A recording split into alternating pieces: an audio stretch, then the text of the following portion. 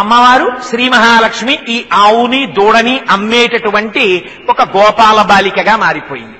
ముగ్గురు కలిసి నారాయణపురం వచ్చారు. ఆ ఆవుని తీసుకెళ్లి ఇంకో చోట అమ్మకూడదా? ఆర్తి ఏమిటి? ఆ వెంకటేశ్వర స్వామి వారికి పాలివ్వాలి నేర్పుతోంది మనకు అసలు పురాణం. నువ్వేమిటిస్తావు? నువ్వు ఇవ్వగలిగిందేం లేదు.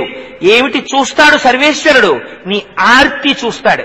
స్వామి నువ్వు ఇది తినాలి అని నువ్వు తాపత్రయపడ్డావా? అందుకే నైవేద్య మంత్రం అంత జాగ్రత్తగా నడిచింది. స్వామి తిను అని అక్కడ పళ్ళెం పెట్టేసి వదిలేయకూడదా? అలా పెట్టరు.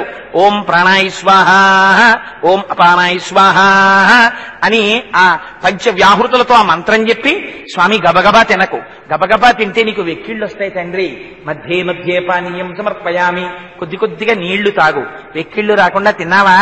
పూర్తిగా తిన్నావా తండ్రి?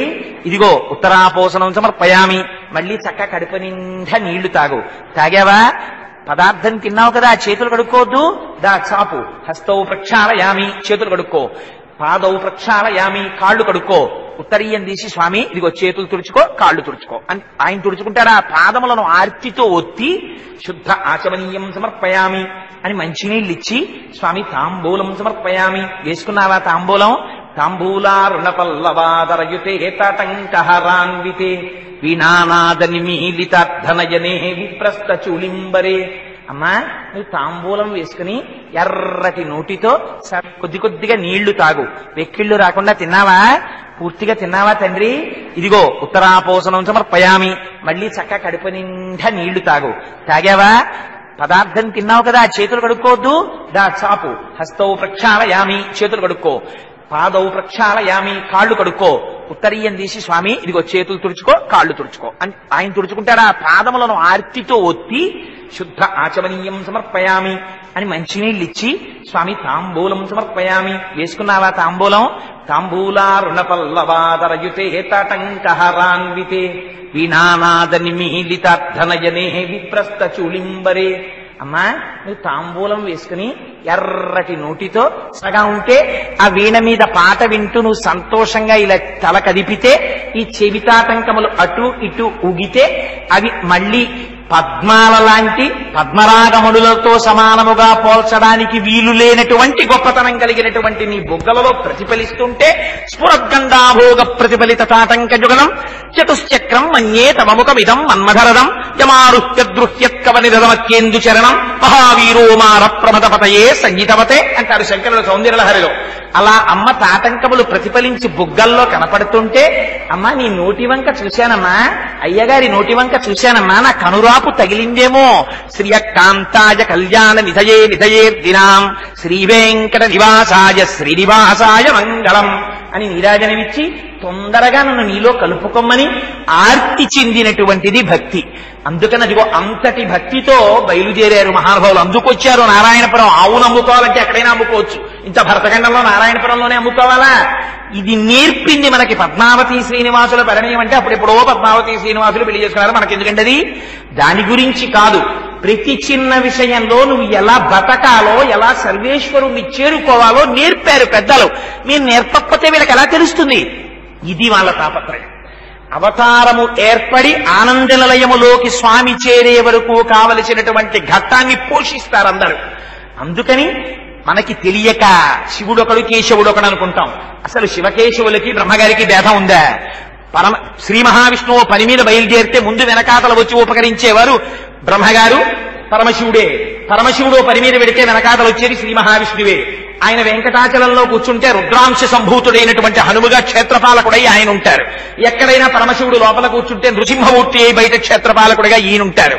ఈ శివుడొకడు కేశవుడొకడు అనుకున్నవాడు అజ్ఞాని తప్ప మూడు లోకములకు మూడు కాలములకు మూడు మూర్తులకు మూలమగుచు భేదమగుచుది కవేదమయ్యొప్పారు బ్రహ్మమనగా నీవే పాలనయన. ఉన్నది ఒక్కటే పదార్థం, అది మూడుగా భాషిస్తోంది. కానీ ఇది తెలియడానికి స్వామిని కృప కలగాలో, కలగకుండా దొరుకుతుందా? లంపటము నివారింపను సంపద కృప చేయ జయము సంపాదింపన్ సంపెడి వారి వధింపను సొంపారగనికి చెల్లు సోమర్థనరా. స్వామి ఈ జ్ఞానం కలగాలన్నా చంపే మృత్యువు వెంటొస్తుంటే దాన్ని చంపబడేది శరీరం తప్ప చంపబడేది ఆత్మ కాదని, ఆత్మ పరమాత్మ స్వరూపమని జీవ బ్రహ్మైక్య సిద్ధిని ఇయ్యగలిగిన వాడివి, జ్ఞానమునందు నిలబెట్టగలిగిన వాడివి, అద్వైతమును ఆవిష్కరింపగలిగిన వాడివి, అద్వైతానుభవమును పొందించగలిగిన వాడివి నువ్వు తప్ప ఎవరున్నారు? అని శరణాగతి చేస్తారు. అందుకని అదిగో అటువంటిది ఆ స్వరూపం కనుక, ఆ జ్ఞానం ఉన్నవారు కనుక, ఆ భక్తి ఉన్నవారు కనుక మనం ఎలా ప్రవర్తించాలో నేర్పాలి కనుక బ్రహ్మగారు ఆవయ్యి వచ్చారు, పరమశివుడు దూడయ్యి వచ్చారు. వచ్చి అందంగా ఉన్న ఆ ఆవుని దూడని చోళరాజు గారి యొక్క ప్రాంగణం ముందు పెట్టి అమ్మవారు అమ్మడం మొదలుపెట్టింది. ఇంకా తల్లే వచ్చి ఆవుని దూడని అమ్మితే దానికి ఎంత అందం వస్తుందో చూడండి. ఆ చోళరాజు చోళరాజ పత్ని చూశారు, ఆవుని దూడని చూసి మురిసిపోయారు, కొనుక్కున్నారు. కొనుక్కుని విడిచిపెట్టలేదు. ఆ గోవుల్ని కాపాడేటటువంటి వాడు, దాన్ని పొలానికి తీసుకెళ్లి మేపేటటువంటి వాడు, గో సంరక్షకుడు ఒక ఆయన ఉన్నారు.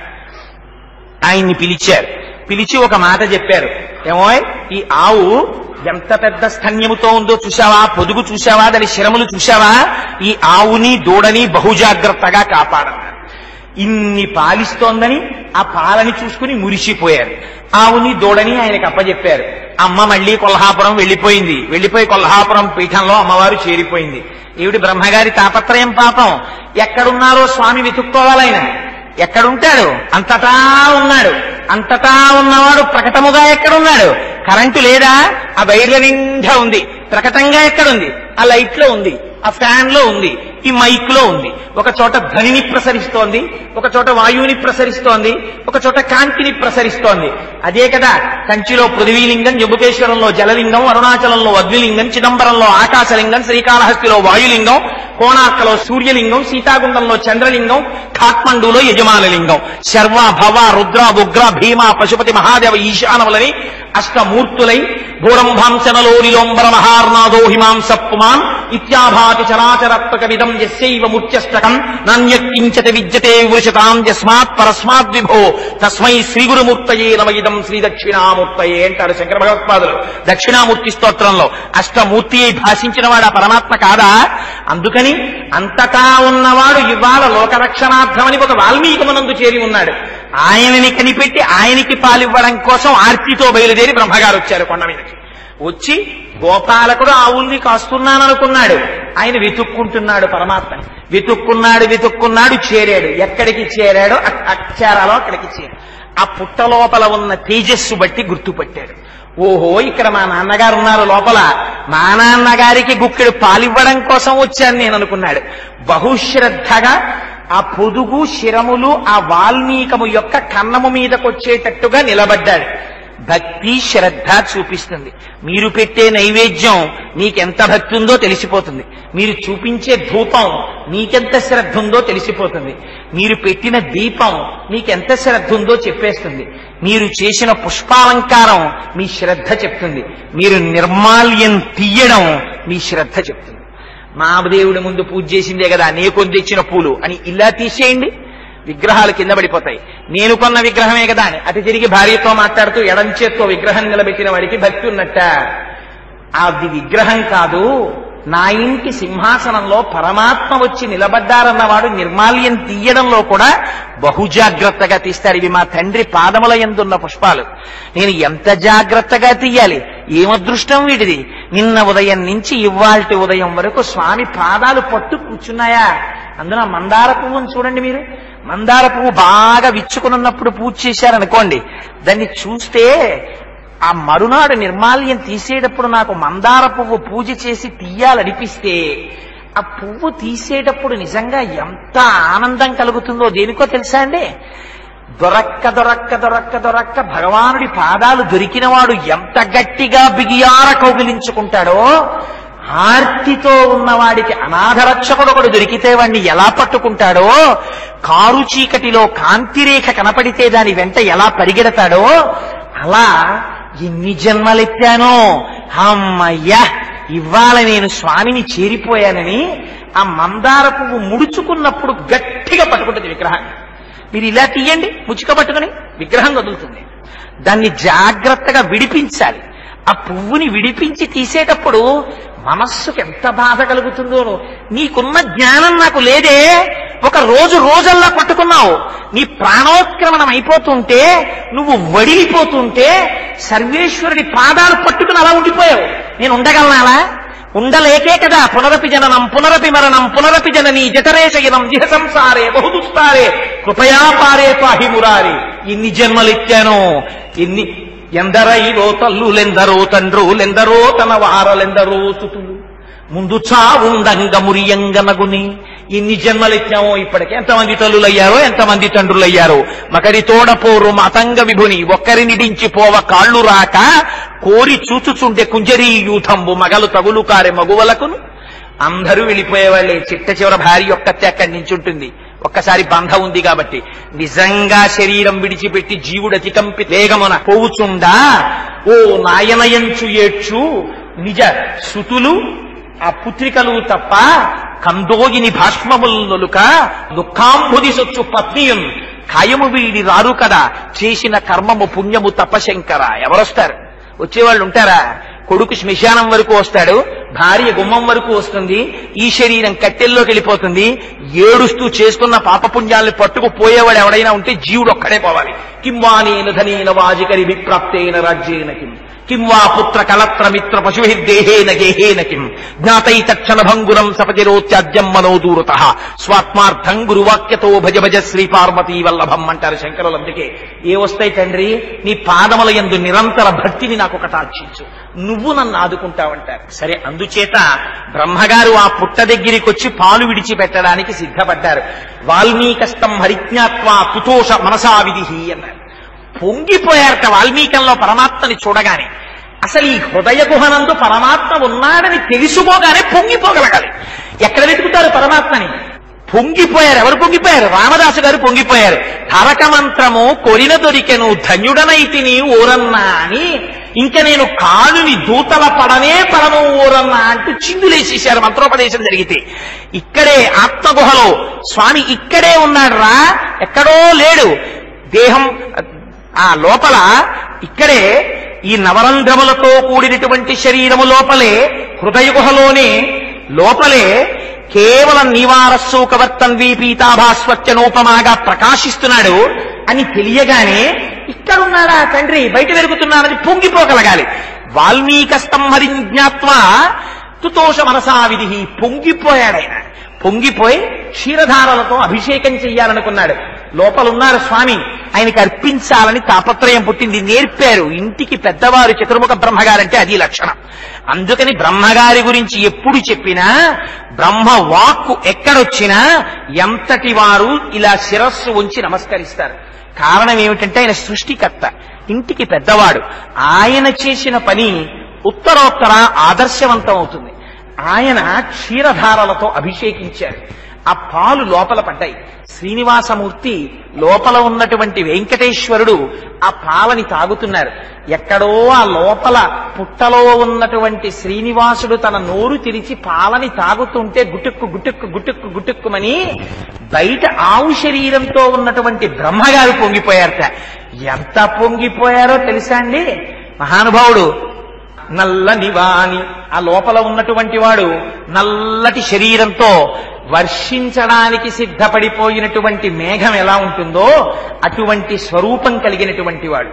నల్లని వాణి మేలి చిరునవ్వుల వాణి సురారి గొంతుకల్ గిల్లెడి వాణి కాంతులొలికించు కనుంగవవాణి చూట్కికిన్ చల్లని వాణి అని ఆయన రాక్షసుల యొక్క శిరస్సులు గిల్లేయడానికి అలవాటు పడిపోయినటువంటి వాడు.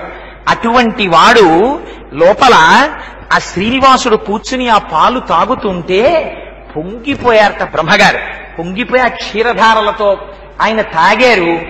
అంతకన్నా నాకింకా ఆనందం ఏం కావాలి అని ఒక్కసారి బయలుదేరి సంతోషంగా పుట్ట దిగిపోయి ఆ దూడతో కలిసి చోళరాజ్యానికి వెళ్ళిపోయారు. ప్రతిరోజు దూడ ఎండిపోతోంది. ఎందుకని? పాలన్నీ శ్రీనివాసుడికి ఇస్తోంది, దూడ ఎండిపోతోంది.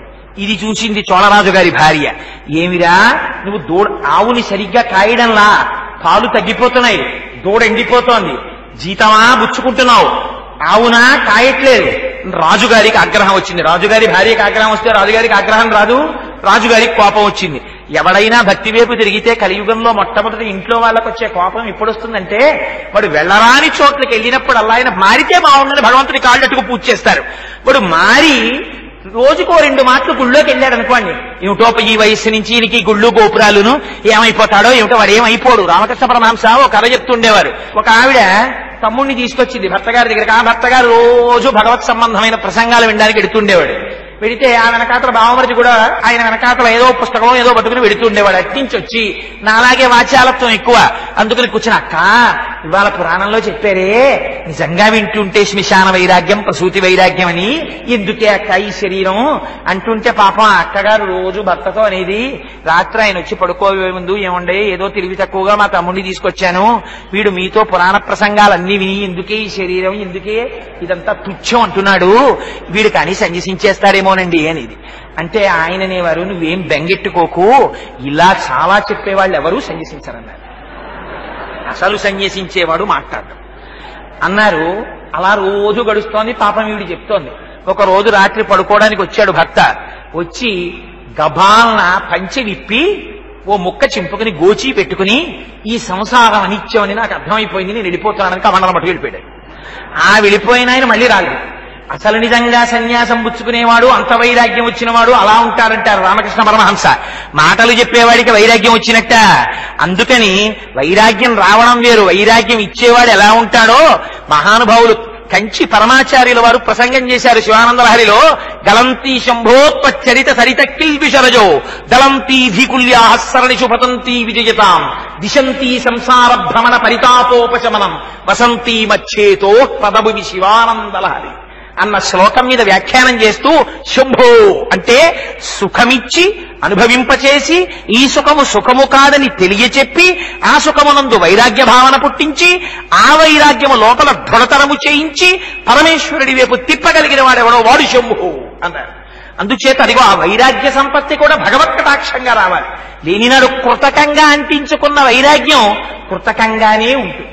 అందుచేత అదిగో అటువంటిది కాదు కనుక ఆ ఆవు ఒట్టిపోతే ఆ దూడకి పాలు లేకపోతే చోళరాజు గారి భార్యకి కోపం వచ్చి ఆ గోపాలకుణ్ణి పిలిచి 4 దెబ్బలు కొట్టి నువ్వు జాగ్రత్తగా చూడకపోతే నీకు మరణదండన విధిస్తానన్నాడు రాజుగారు. పాపం ఆయన హడిలిపోయి వెళ్ళాడు. అప్పటి నుంచి శ్రద్ధగా కన్నంతా దేని మీద పెడుతున్నాడు? ఆవు మీదే పెడుతున్నాడు. ఈ ఆవు ఎక్కడికి వెడుతోందో చూడాలనుకున్నాడు. ఈ ఆవు తిన్నగా వెళ్లి వాల్మీకం మీద నిలబడింది. వెళ్లి మళ్లీ పాలు విడిచిపెట్టేస్తుంటే చూశాడు. మళ్లీ పాపం ఆయనకి పొంగు, మళ్లీ ఆ పాలు ఎక్కడికి వెళ్ళిపోతున్నాయి. మళ్లీ శ్రీరంగ హర్మ్య తలమంగళ దీపరేఖాం శ్రీరంగరాజ మహిషీం శ్రీయమాశ్రయామహ అని భక్తులు నన్ను ప్రార్థన చేస్తారు. నిరంతరము నీ వక్షస్థలములో కొలువై ఉంటాను. అటువంటి నన్ను ఒక జడధారి ఒక ముని నేను ఉండే ప్రదేశాన్ని తన పాదంతో తన్నాడా. తంతే నువ్వైనా అదేమయ్యా నా వక్షస్థలముల తంతావా అని శపించడం మాని అయ్యయ్యో వజ్రాధురతరం విద్ధి మచ్చరీరం ద్విజోత్తమ, నా శరీరం చాలా వజ్రంలా కఠినంగా ఉంటుందని ఆ పాదములు పట్టి ఒత్తుతావా? ఎంత పని చేశావయ్యా? నేను ఉండేటటువంటి ఆవాసమును తన్నడం చేత నాకు అవమానం జరిగింది, నేను వెళ్ళిపోతున్నాను వైకుంఠం నుంచి. మీరు ఆ సన్నివేశాన్ని చూడాలంటే నేను ఇలా అన్నానని అనుకోకండి, శోభానాయుడు గారి నాట్యమే చూడాలి. మహాతల్లి నటరాజస్వామి వారి అనుగ్రహం స్వామి నేనుండ వైకుంఠమందు అంటూ చేస్తారు. నిజంగా దానికి ప్రియా కార్తికేయన్ ఆవిడ శ్రీ మహావిష్ణువు వేసేవారు. నిజంగా ఎంత అలక తీర్చడానికి ప్రయత్నిస్తారో లక్ష్మీ శ్రీనివాసుల్ని కట్టెదుట నిలబెట్టేస్తారంతే మహాతల్లి. నటరాజోపాసనం స్వామి నేనుండ వైకుంఠమందు అని అల్లరి చేసి మొత్తానికి బయలుదేరుతారు. ఆవిడ ఎందుకో నాకు ఆ విషయం జ్ఞాపకానికి వచ్చింది, స్ఫురణకు, అందుకని మనవి చేశానంతే. ఆ తల్లి లక్ష్మీదేవి నేను ఇక్కడ ఉండనయ్యా, నాకు చాలా అవమానం జరిగింది, అందుకని నేను భూలోకంలో ఉండేటటువంటి కరవీరపురం దివ్యం గచ్చామి గరుడధ్వజ, నేను కరవీరపురానికి వెళ్ళిపోతున్నాను, వెళ్ళిపోయి అక్కడ తపస్సు చేస్తాను, అక్కడ ఉండి లోకంలో ఉండేటటువంటి వాళ్ళందరినీ ఉద్ధరింపచేస్తానని, అసలు స్వామి సంకల్పం కన్నా ముందు భూమి మీదకొచ్చి రక్షించడానికి ప్రయత్నించి వచ్చినటువంటి వాత్సల్య స్వరూప ఎవరు? స్వామి రాలా, అమ్మ వచ్చేసింది. అందుకు కదండి అమ్మ వాత్సల్య స్వరూపిణి. ఈశానాం జగతోస్య వెంకటపతేర్ విష్ణోః పరాం ప్రేయసీం తద్వక్షస్థల నిత్యవాస రసికాం తక్షాంతి సంవర్ధినీం పద్మాలంకృత పణిపల్లవయుగాం పద్మాసనస్తాం శ్రియం వాత్సల్యాది గుణోజ్వలాం భగవతీం వందే జగన్మాతరం. అమ్మ కనుక అయ్యయ్యో వీళ్ళందరూ పాప పంకిలంలో పడిపోతున్నారా, వీళ్ళను ఉద్ధరించాలని అయ్యవారికి అమ్మవారికి భేదం ఉంటుందా? శివశక్త్యాయుక్తో యది భవతి శక్త ప్రభవితం నచే దేవం దేవో నకలు కుశల స్పందితుమపి అతస్త్వాం ఆరాధ్యాం హరిహర విరించాది విరతి ప్రణంతుం స్తుతుం వా కథమ కృతపుణ్య ప్రభవతి అంటారు శంకరులు. వాళ్ళిద్దరూ ఎప్పుడూ ఒకటే, వాళ్ళిద్దరూ ఏం విడివిడి ఉండరు. సుందరకాండలో సీతమ్మ తల్లి అంటుంది, శక్త్యా లోభయితుం నాహం ఐశ్వర్యేణ ధనేన వా అనన్యే రాఘవేణాహం భాస్కరేణ ప్రభాయధ అంటుంది. అందుకే బుద్ధి ఉన్నవాడైతే అనుకల తనుకాండాలింగనారంభ శుంభ ప్రతిదిశ భుజశాఖా శ్రీసఖానోకహర్తి స్థలనయనగులుచ్చ స్పరపుష్పద్విరేఫ రచయితుమయి లక్ష్మి కల్పవల్లీ కటాక్షాన్. అమ్మ నువ్వు ఎప్పుడు మాకు స్వామితో కలిసి దర్శనమివ్వాలమ్మా అని కోరుకుంటాడు. అందుకని ఆ అమ్మ ఒకటి అయ్య ఒకట. అయ్యలో అమ్మని అమ్మలో అయ్యని దర్శించగలిగినటువంటి వాడు ధన్యాత్ముడు. అస్యా దేవ్యా యథారూపమంగ ప్రత్యంగ సౌష్ఠవం రామస్యత యథారూపం తం చేయమసితేక్షణ అని చెప్పగలిగిన హనుమ భవిష్యత్ బ్రహ్మయ్యారు. నేను సీతమ్మని రాముడి నుంచి వేరు చేసి తెచ్చాననుకున్న రావణాసురుడు 10 తలకాయలు పడిపోవడానికి మాత్రమే సిద్ధమయ్యాడు. అందుకని అమ్మ అమ్మే అయ్య అయ్యే, వాళ్ళిద్దరూ ఎన్నడూ విడివడి ఉండరు. కానీ లోకరక్షణ కోసమని ఒక విడంబమును నటించారు. అందుకని అమ్మ బయలుదేరి కొల్హాపురాన్ని చేరుకుని అగస్త్యుని చేత అర్చింపబడుతూ ఆ కొల్హాపుర పీఠంలో శ్రీ మహాలక్ష్మి కొలువయ్యున్నది. ఎంతటి వాడైనా కలియుగంలో ఉండేటటువంటి ధర్మాన్ని చూపించడం అక్కడి నుంచే ప్రారంభం అన్నారు వ్యాఖ్యానంలో. ఇంటిలో ఇల్లాలు లేకపోతే తొందరపడి గొడవబడ్డాడు గాని ఎంతటి వాడికి ఇంటికి వెళ్ళబుద్ధి లేదుట. ఇల్లాలొకటి ఇల్లొకటి కాదు, ఇల్లాలే ఇల్లు. ఇల్లాలు లేని ఇల్లు కాదు.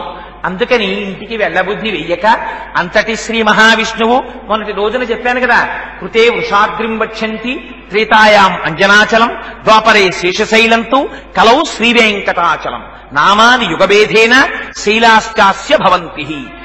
యుగాన్ని బట్టి పేర్లు మారుతున్నాయి కానీ ఆయన ఆనందాద్రి, ఆయన క్రీడాద్రి బయలుదేరి దక్షిణ భారతదేశంలో సువర్ణముఖి నదీ తీరంలో స్వామి పుష్కరిణితో సహా వచ్చి వెంకటాచలం అనేటటువంటి పేరుతో ఆ కొండ స్థిరపడిపోయి అక్కడ ఉండిపోయింది. అందుకని మహానుభావుడు ఇంతకుముందు అనేక రూపములను ధరించినటువంటి వాడు ఇవాళ కలియుగంలో పాపజీవనులైనటువంటి మనుష్యుల్ని ఉద్ధరించడం కోసమని వేదోద్ధారణ మందరాభరణ పృథ్వీధర్మ నిర్మాణ ప్రహ్లాదత్రాణ బలిప్రతారణ నృపాహంకార నిర్వాపన వైదేహీరమణ ధనంజయ జయ వ్యాపార పారీణ క్షోణీ దివ్యత్కరుణ తమోహరణ తండ్రి వెంకటేశ ప్రభో అంటారు. అంతకు ముందున్న దశావతారాలు ఎవరివి? ఆయనవే. ఈ వెంకటేశ్వరుడిగా ఎందుకు వచ్చాడు? మనందరినీ ఉద్ధరించడం కోసమని వైకుంఠాన్ని విడిచిపెట్టి మహానుభావుడు వెంకటాచల పర్వత శిఖరములను చేరినటువంటి వాడై అక్కడ ఉన్నటువంటి ఒక తింత్రిణీ వృక్షం, అది నీడ తిరుగని చింత చెట్టు అని పిలిచేవారు దాన్ని. సూర్యుడు తూర్పు నుంచి పడమరకి ప్రయాణించినా దాని నీడ వేరే వైపు పడడానికి ఉండేది కాదుట, దాని నీడ దానిలోనే విస్తరించి ఉండేదిట. అంత పెద్ద చింత చెట్టు. ఆ తింత్రిణీ వృక్షం కింద ఒక పెద్ద పుట్ట. ఆ పుట్ట లోపలికి చేరి ఆ వాల్మీకమునందు ఉన్నవాడై మహానుభావుడు కలియుగంలో ఉండేటటువంటి జనుల్ని ఉద్ధరించడం కోసం తాను ఆనంద నిలయ విమానంలో వెంకటేశ్వరుడిగా అభయముద్ర వరముద్ర పట్టడానికి సిద్ధపడిన వాడై దానికి కావలసిన ప్రాతిపదికని ఏర్పాటు చేసుకున్నవాడై ఆ వాల్మీకమునందు చేరారు. కానీ తల్లడిల్లిపోయిన వారెవరు? వైకుంఠము నుంచి బయలుదేరి శ్రీ మహావిష్ణువు భూలోకానికి చేరుకున్నారు. ఏమో మా స్వామి ఎలా ఉన్నారో. భక్తికి ఆర్తి అంటే అదేనండి. భక్తి అంటే ఏమిటి? రిచువలిస్టిక్ భక్తి వేరు, ఆర్తితో కూడిన భక్తి వేరు.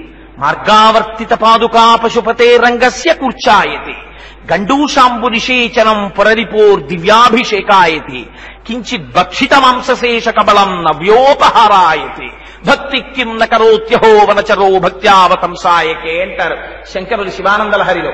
ఆ భక్తి ఉన్ననాడు ఆ ఆర్తి ఉంటుంది. కుడి ఎడమలు తెలియవు. నేను ఇది చెయ్యడమా చెయ్యకపోవడమా తెలియదు. కృష్ణ పరమాత్మ చేత తాము రక్షింపబడాలా, తాము కృష్ణ పరమాత్మని రక్షించాలా? గోపికలు ఏం చేశారు? పూతనా సంహారం జరిగినప్పుడు అంత పెద్ద పూతన శరీరం మీద కృష్ణ పరమాత్మ పడుకుని ఆడుకుంటుంటే నేలంకూలిన మేటి పెన్నురముపై నిర్భీతి క్రీడించునో బాలారమ్మని మూపు చేర్చుకొని సంస్పర్శించి ఆరాస్తుతును గోలాంగూలము తిప్పి గోరజములం చల్లించి గోమూత్రముం జల్లి తద్బాలాంగంబుల గోమయంబలదిరా 12 నామంబులన్ ఎవరి చేత పూతన సంహరింపబడిందో వాణ్ణి వాళ్ళెత్తుకుని ఆయన నామాలే కేశవ, గోవింద, నారాయణ, మాధవ, ముకుంద, అదోక్షజ అని నామాలు చెప్తూ ఆవు పేడ తెచ్చి ఆయన ఒంటికి రాస్తూ నీ భుజములను రక్షించుగాక, నీ కడుపు రక్షించుగాక, నీ పాదములు రక్షించుగాక, నీ కాళ్ళు రక్షించుగాక అని రక్షకుడికి రక్ష పెట్టారు. ఇది కుడి ఎడమలు తెలియనటువంటి భక్తి. అందుకని ఆ భక్తి లేనప్పుడు ఎన్ని చేసి ఏం ప్రయోజనం? అందుకే శంకరులు శివానంద లహరిలో వాత పెట్టి మాట్లాడతారు. ఎవడికి కావాలరా నీకు భక్తి లేనప్పుడు? నువ్వు అది లేదా నీ దగ్గర, అది లేనంతసేపు నువ్వు ఎంతటి వాడివని చెప్పుకో, దాని గురించి పరమాత్మకేం లెక్కలేదు. ఆ భక్తి కావాలి. అందుకే అంటారాయన, నరత్వం దేవత్వం నగవన మృగత్వం వశకత పశుత్వం కీటత్వం భవతు విహగత్వాది జననం సదాత్త పాదాబ్జ స్మరణ పరమానందలహరి విహారాసక్తం చేద్రూదయమిహకింతేన వపుష. అందుకని స్వామి మీరు కొండనవని, గట్టునవని, ఏటినవని, చెట్టునవని, పిట్టనవని, పుట్టనవని, పావునవని, పశువునవని, మనిషినవని, దేవతనవని, కర్మానుగుణంగా వచ్చేటటువంటిది ఉపాధి. ఉపాధి లోపల ఉండేటటువంటి జీవుడికి ఉండవలసినటువంటిది భక్తి. ఆ భక్తి లేనినాడు చర్మము, రక్తము, మాంసము, కొవ్వు, అస్థి, శుక్ల, మేధ అనబడేటటువంటి సప్త ధాతువులతో నిర్మింపబడిన ఈ శరీరం ఎందులో చూసినా ఒకటే. అందుకని తండ్రి నాకు కావలసినది ఏ ఉపాధి అని నేను అడగను, నీ పాదముల యందు నిరంతర భక్తిని కటాక్షించమని అడుగుతారు. అందుకని అదిగో అటువంటి భక్తి తత్పరత కలిగిన వాడు కనుక స్వామి యందు బ్రహ్మగారు ఆర్తి పొందాడు. తన పుట్టిల్లెదె పొమ్మటంచునజుడుం తన్నాభి పంకేరుహంబు నిరీక్షించి నటించి తత్పాద శేచనముంచేసే కమండలూదకములం చల్లించి తత్తోయముల్ వినివీధిన్ ప్రవహించదేవనదిగా విశ్వాత్మ కీర్తిప్రభన్ అంటారు అష్టమస్కంధంలో పోతన గారు. ఒక్కసారి శ్రీ మహావిష్ణువు పాదం వామనావతారంగా ఉన్నప్పుడు పైకి వెడుతుంటే పొంగిపోయాడు సత్యలోకంలో ఉన్న బ్రహ్మగారు. ఆయన నాభికమలంలోంచి నేను పుట్టాను, మా నాన్నగారి పాదం పైకొస్తోందని పరుగు పరుగున పైకొచ్చే కమండలంలో నీళ్లు చేసి ఆ కాళ్ళు కడిగారు. ఇది భక్తి. అందుకని తల్లడిల్లిపోయాడు బ్రహ్మగారు, తల్లడిల్లిపోయాడు పరమశివుడు. ఇద్దరూ కలిసి బయలుదేరారు. ఎక్కడికి వెళ్ళారు? అమ్మ అనుగ్రహం లేకుండా ఏదీ జరగదు. అందుకని అమ్మ దగ్గరికి వెళ్ళారు కొల్హాపురం. అమ్మా నీ మీద బెంగతో బయలుదేరాడమ్మా స్వామి, వెంకటాచలం చేరాడు. చేరి ఎక్కడున్నాడో తపస్సులో ఉన్నాడు. తిన్నాడో తినలేదో ఆర్తి కలిగిన వాడు ముందు అనే మాట ఏమిటో తెలుసా అండి? రాత్రి ఏసీ రూమ్ దొరికిందో దొరకలేదో, మా అబ్బాయి బాగా రాత్రి నిద్రపోయాడో నిద్రపోలేదో, మా అబ్బాయికి ఇస్త్రీ బట్టలు దొరికాయో దొరకలేదో అందో అమ్మ. అమ్మ ఏమంటుంది? పిల్లాడికి కడుపు నిండా అన్నం దొరికిందో దొరకలేదో, వాడికి పాపం అన్నం పెడుతున్నారో పెట్టట్లేదో, కొత్తగా ఆర్ఈసీలో సీట్ వచ్చి పిల్లాడిని పాట్నాలో జాయిన్ చేశారనుకోండి, అక్కడ అలవాటు ఒకవేళ రోజు పూరీలే పెడతారంటారా, చపాతీలే పెడతారా? పిల్లాడికి వేడి చేసేస్తుందేమోనండి, వాడికి వేడి చేస్తే దగ్గొస్తుంది. 4 ఏళ్ల ఇంజనీరింగ్ ఎప్పటికి పూర్తవుతుందండి? వాడికి పాపం అన్నం అంటే ఎంత ఇష్టం, వాడికి వంకాయ కొత్తిమీర కారం పెడితే ఎంత ఇష్టం, ఇవాళ కూర వండాను, అసలు నోట పెట్టబుద్ధి అయ్యట్లేదు, నాకు వాడే కనిపిస్తున్నాడు అంటుంది. ఆర్తి కలిగిన చోట ముందు జ్ఞాపకం వచ్చేది వాడు తింటాడా తినడా, పరమేశ్వరుడు తింటాడా? ఏది కావలసింది? పత్రం, పుష్పం, ఫలం, తోయం నువ్విచ్చేదేమిట్రా? యోమే భక్త్యా ప్రయచ్చతి, అది నా సృష్టి. యావదావర్తతే చక్రం యావతీచ వసుంధర తావత్వ సర్వత్వం స్వామిత్వం అనువర్తయ అంటాడు భరతుడు. నాదా స్వామిది, ఇదంతా నీది. సూర్యచంద్రులు ఎంతకాలం ఉంటారో, ఈ కాలచక్రం ఎంతకాలం తిరుగుతుందో అంతకాలము నువ్వు స్వామివి. నీకు నేను భృత్యుణ్ణి, నీ కింకరుణ్ణి, నీ సేవకుణ్ణి, నీ పుత్రుణ్ణి, నీ భక్తుణ్ణి. నీది నాకిచ్చి నేను ఆనందం అనుభవిస్తే నా ఆనందమును చూసి నువ్వు ఆనందించావు. ఇది నువ్వు పరాత్పరుడివి కనుక, నువ్వు తండ్రివి కనుక నీ లక్షణం తండ్రి అన్నారు. అందుకని ఆయన యందు ప్రేమ కలిగిన వాడు కనుక బ్రహ్మగారు బయలుదేరారు, పరమశివుడు బయలుదేరాడు. వెళ్ళారు అమ్మ దగ్గరికి. అమ్మా స్వామి వెంకటాచలం చేరారమ్మా, స్వామికి కడుపు నిండా పాలివ్వాలని కోరిక. పుట్టలో కదా ఉన్నారు తపస్సులో, అందుకని అమ్మా ఒక చిన్న ప్రణాళిక చెప్పమ్మా అన్నారు. బ్రహ్మాద్యేను శివో వత్సో గోపాలి కమలాలయ. బ్రహ్మగారు ఆవుగా మారిపోయారు, పరమశివుడు దూడగా మారిపోయారు.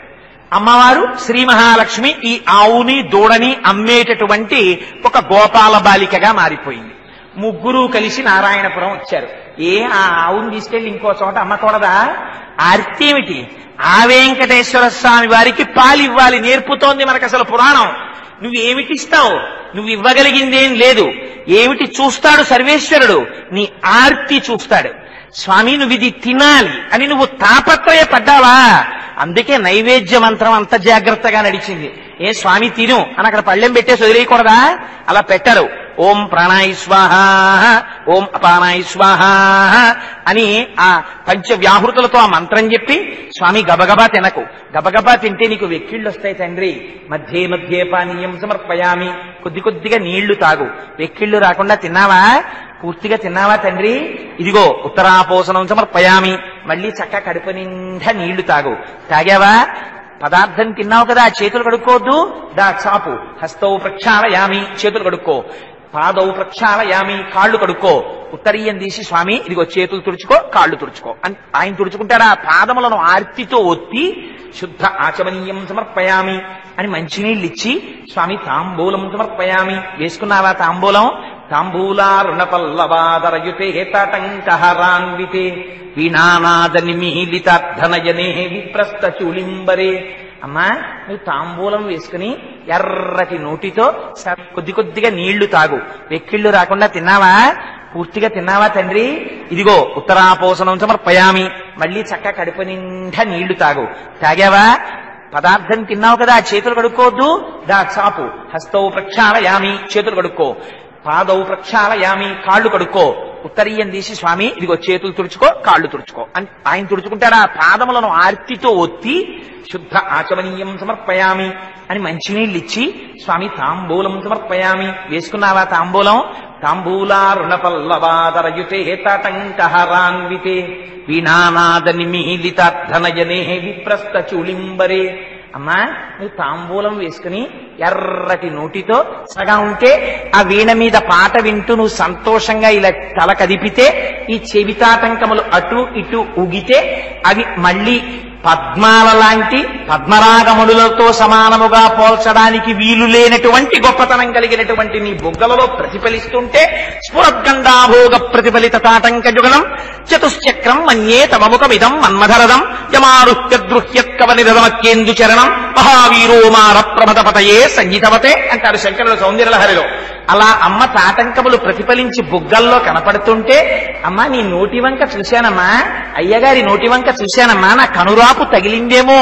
శ్రియకాంతాయ కళ్యాణ నిధయే నిధయే దినాం శ్రీ వెంకట నివాసాయ శ్రీనివాసాయ మంగళం అని నీరాజనమిచ్చి తొందరగా నన్ను నీలో కలుపుకోమని ఆర్తి చెందినటువంటిది భక్తి.